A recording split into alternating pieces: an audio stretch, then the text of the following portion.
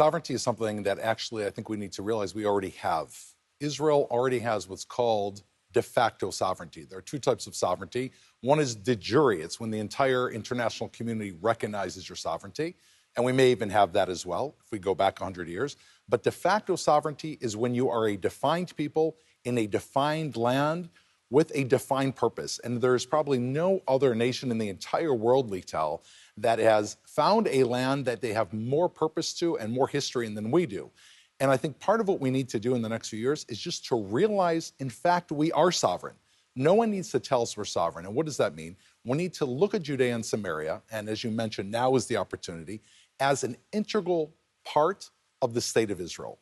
And there are certain practical steps that we need to take, and if we take them, then we will be convinced that this is sovereign, and then perhaps the world will as well. So I think in a way, in the recent year or two, when we saw Minister Smotrich, giving an approval for building more and more cities across Judea and Samaria, do you think we came to a conclusion that we don't need the world approval in order to build in Judea and Samaria, in order to actually build in our own country?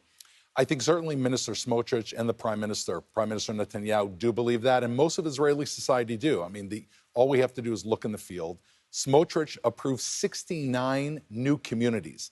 If we go back just before the 2000s, there were no communities whatsoever that had been approved, meaning you put up a community, you could have 5,000 people living there, water, electricity, you work in Jerusalem, you work in Tel Aviv, you're in your integral homeland, and you were not considered sovereign in your land. However, today, when we see that he's done this, and there's been very little pushback from the world, and the United States, while they haven't given an explicit approval of sovereignty, they also haven't come down on him.